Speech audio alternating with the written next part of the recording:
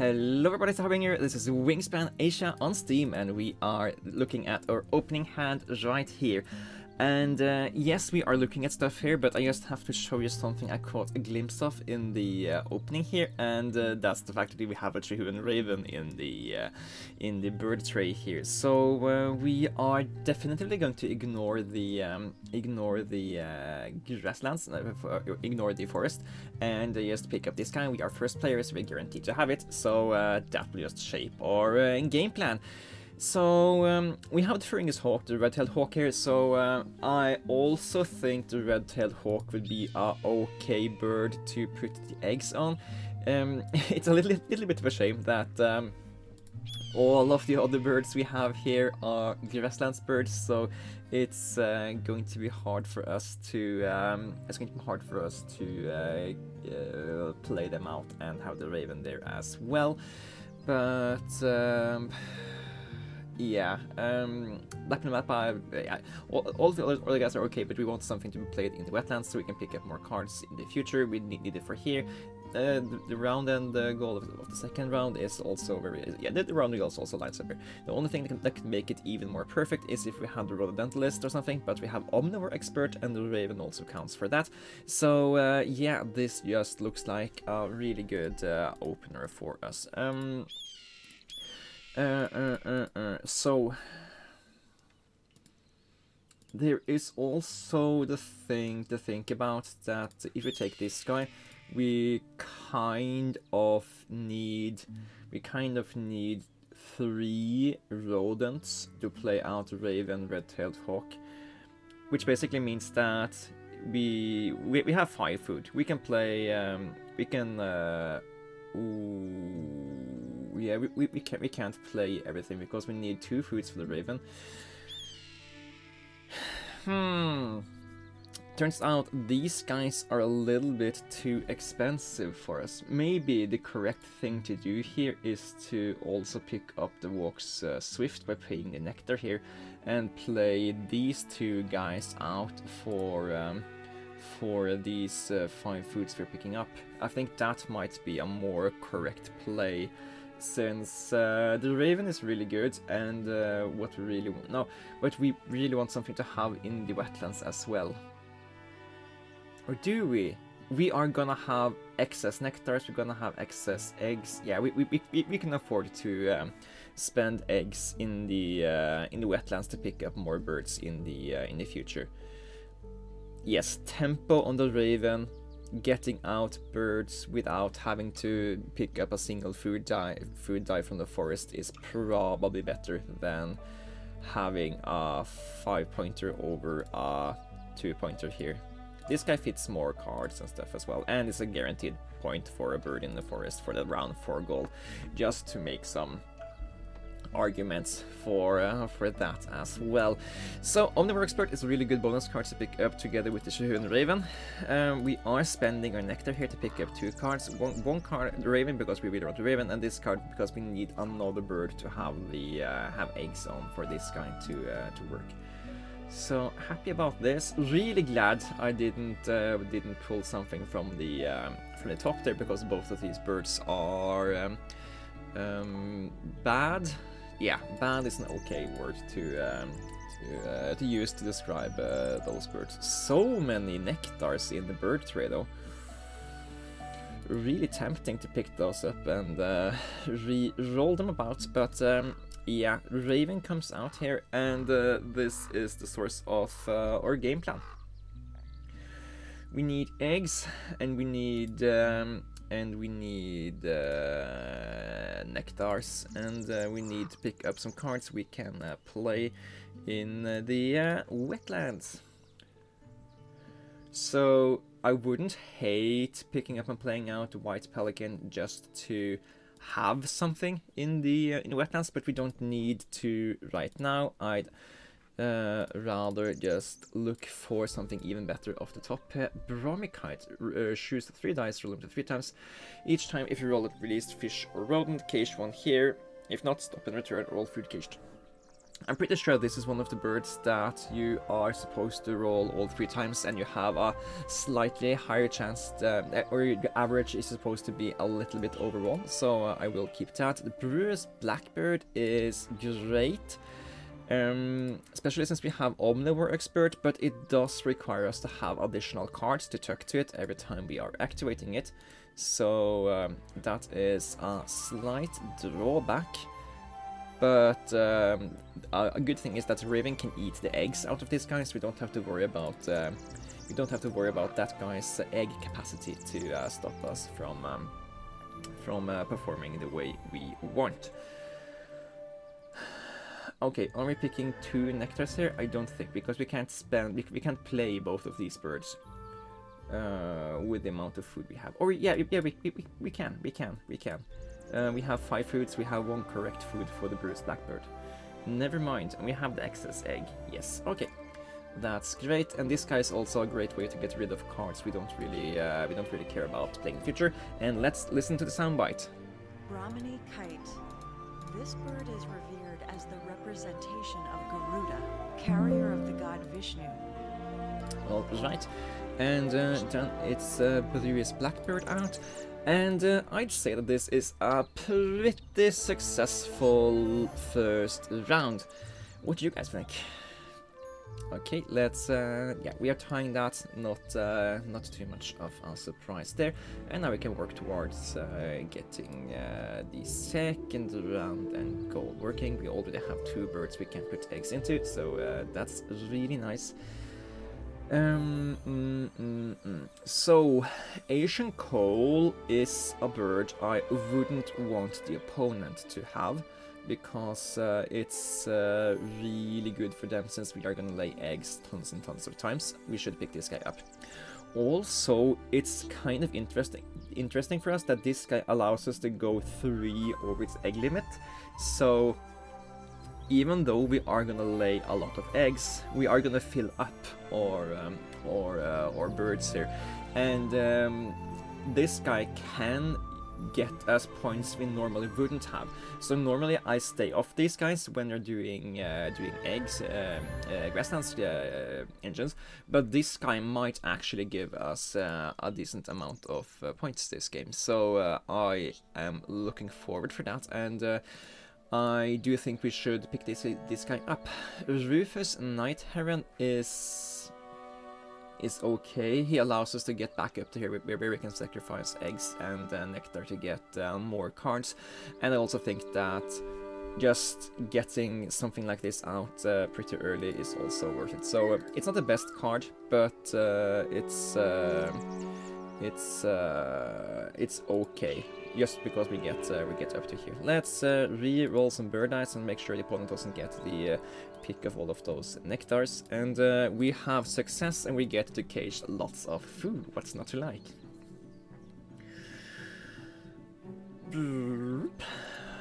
Okay, let's... we don't have a bird to sack to the Bruised Blackbird just yet. Let's pick that guy up. Just as well, take 2 cards here. Cockatiel, Hawkfinch, yeah, both of those are great to sacrifice. Cockatiel is a bad card, we don't care for that, and Hawkfinch is not relevant for us because we are not going to activate the forest this game. So let's pimp up the Chahuran Raven for the round and goal, and so this guy has a good target. Sacrifice that bird, eat this egg, get us total nectar. So we're gonna play the Asian Koel in the forest. Then we are going to play out Rufus Night Heron in the wetlands afterwards, and that's going to be our first, or that's going to be our. It's gonna be most of the second round for us. Oh, I was supposed to play this guy. I didn't. Oops. If the opponent laid eggs now, they didn't. Okay, we didn't lose out on. We didn't lose out on that, but Asian Koel. Male koels may distract a bird from its nest, so their partner can lay eggs there. Ooh. That's clever. And we get a fish for free. Okay, and they did go here. We're gonna put that into the raven. Has additional eggs on it. I don't think it matters because we need to play this Rufus Night Heron here. But now we can spend these foods instead, and we can pick up another card this this turn with this round with the nectar. And yeah, we can pick up omnivore cards as well. Yes, put these eggs into the raven, and yeah, get us some additional cards here. Spend that nectar. Do we care about the blue's hornbill? In theory, we can make him be worth 10 points if we fill up the walks swift, so I do think it's okay. We do want to play more stuff in the forest, and when you play cards somewhere, you really want it to be the good stuff you're playing out. So yeah, let's take a 7-pointer. That's we can guaranteed make into a 10-pointer. So yeah, Ibis, great pickup for us, awesome, and a great crested grab. It's decently okay to pick up here. Reroll these 3 dice, success, awesome. And that's 5 more points for the good guys. Okay, so Ibis is great for several reasons. Oh, I also want to wild that green swallow here. Yeah. Okay. So,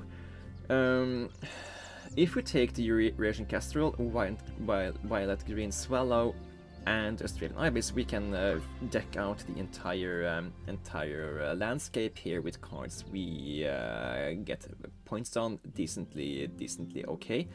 And that means that we are getting 4 eggs a turn, which means it's very easy for us to fill up the walk swift, and the hornbill is really good, but just getting more points a turn is in general really good. So we are going to yeah, we're gonna spend an egg just so we can get the most amount of resources out of this play over here. And luckily we pick up at least something we can tuck. That guy does not live in the water. And that's not the correct food. Okay. And Ibis is also just straight up a great bird, since it also it's an omnivore bird, and that's also something we care about. Yeah, okay. Yeah, we play out the Kestrel now, yeah. So this is actually a really bad bird power, isn't it? Roll any 3 bird dice. If you roll at least 1 rodent cage, again, so it can at most gain 1 point, and it's 50% chance to hit that. Yeah, that's a really bad power. Do we really prefer to play this over not playing it? Maybe not. Let's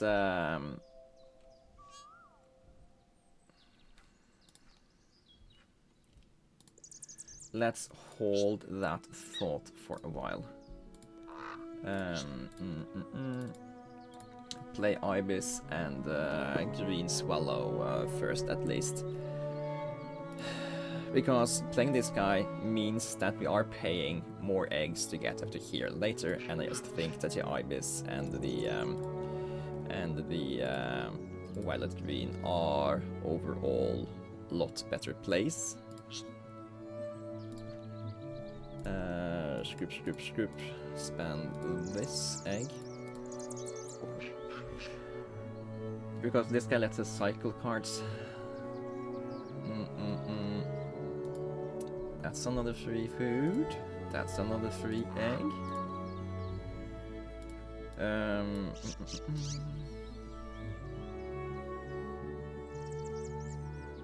Maybe we should have done that before the Ibis also, but it's too late now. Fill up the Ibis. Look for some cards. We don't care to keep either of these. We're gonna tuck them. We are gonna cycle a great Oh yeah, we're not cycling. We are. Let's eat eggs out of this guy since we kind of wanted these eggs for the round and goal. Give us 2 more nectars. We're kind of committing to the duration kestrel by doing this, but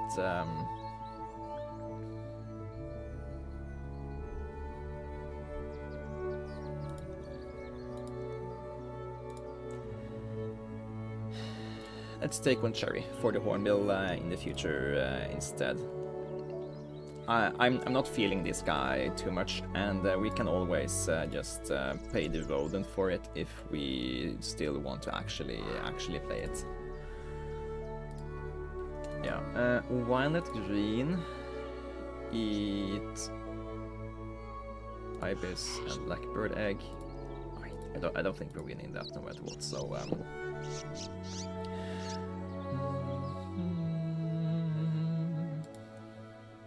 a neat thing about the combination here is that if you pull a card we really want to play on the swallow, we can just keep the card we draw on the ibis to tuck to the Bruce Blackbird. So that's a neat interaction we have available. Opponent only has 2. Okay, that means if we put 1 more egg there, cycle the kestrel over here to pick up a common loon. Look at some cards here. We don't care to keep. Loon is 8 points out of 2 food, and just 1 egg. I don't hate that. So we could keep another card here to tuck to the blackbird, and discard a food of you, so we can pick up 2 more cherries for the hornbill in the future. Should have taken a fish. We did get a fish, so that's just really lucky on my part. But we shouldn't rely on lucky. Okay, Raven is full up, and we're gonna put stuff into the ibis in the future.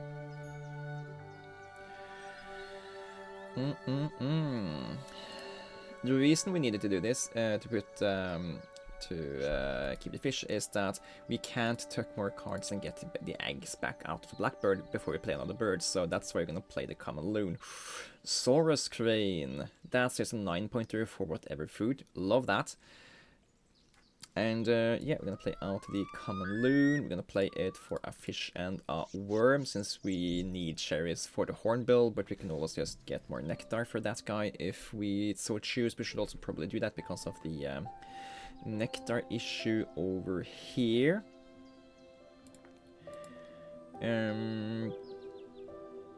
Of course, if you play the loon here, we can't... If we play the loon, we can't cycle a card here. If we cycle the loon to pick up the Saurus crane, we just straight up get 1 more point.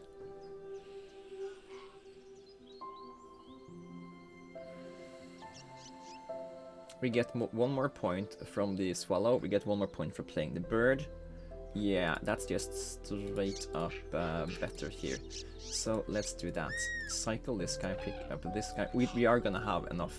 We are gonna need to eat an egg to get stuff out of the. Oh yeah, because we're losing a point to the blackbird. Okay, yeah. We're gonna keep that so we can tuck it here. Does that make sense? It doesn't make sense. Skip. We did some stupid decisions just now, but that is also okay, because people are allowed to be stupid sometimes, and today it was me just now. Okay, let's push for nectar win here in the forest, spend an egg out of the Bruce Blackbird. And we are choosing the violet green swallow, as it has 3 eggs. We lose 3 points but gain 6, so that's a net gain of 3, making the hornbill into a 9-point play. That also won us the nectar in the forest here. Pushing egg limits on Australian ibis is fun, and I think we just play out the Saurus crane now. It's a 9-pointer because of Omnivore Expert, gets us stuff back on the Bruce Saurus crane. These wetland birds have adapted to human settings like irrigation ditches and rice fields. Cool. And yeah, I think we just spend the final food we have to get a few more eggs. Push eggs into these nests so we can make the most of the Asian coal.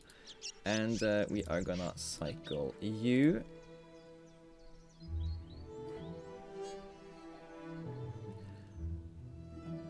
I so regret doing this out of habit. We could have picked up the Great Indian Bustard here had I seen it. It's just one turn left, so we can't do it anymore. Oh, that's so annoying. So this guy lets us score Omnivore Expert again, while it also gives us 2 more points on Omnivore. So this guy would have given us 10 points on Omnivore, so it also triggers Omnivore once more, so that's 12 points plus the 6 points. That's an 18-point mistake, because I didn't see that. We'd have to eat 1 egg with the Raven to make it work, but that's a 17-point mistake. Oh. That's almost tilting, but yeah, it's not. But almost. Ah, damn. Yeah.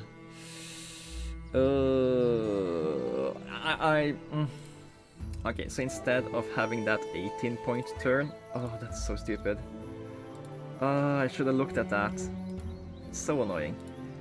Instead of having an 18-point action... it's not 18 points. It's 6, 8, 10, 18, minus an egg. So 17, minus 2 more eggs, that's 50. We could have played this guy for 15 points. Instead, we are getting 1, 2, 3, 4 points on eggs here. 4.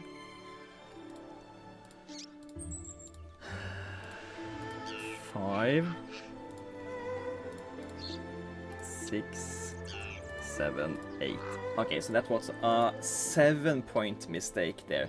Just working on the automate, it's just what do you call it? Muscle memory. Yeah, muscle memory cost me 7 points there.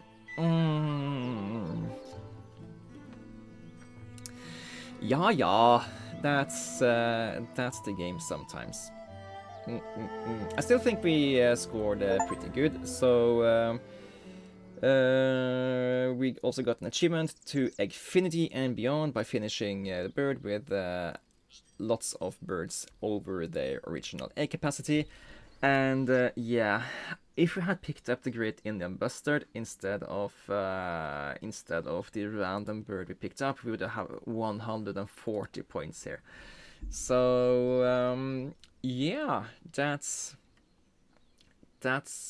something to think about.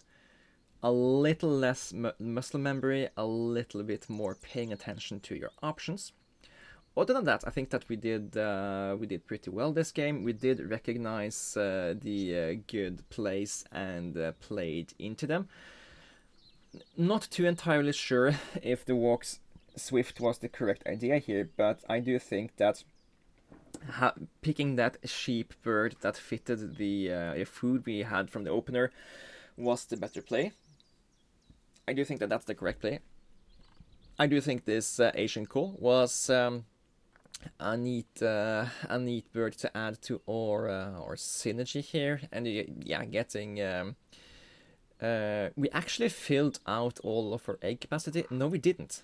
Okay, so it wouldn't have mattered, because we could have just instead of putting eggs into the Raven and the Ibis early to make this guy work, we could have put those 5 final eggs into the Hornbill and the Walks Swift instead. Oh, I just realized something.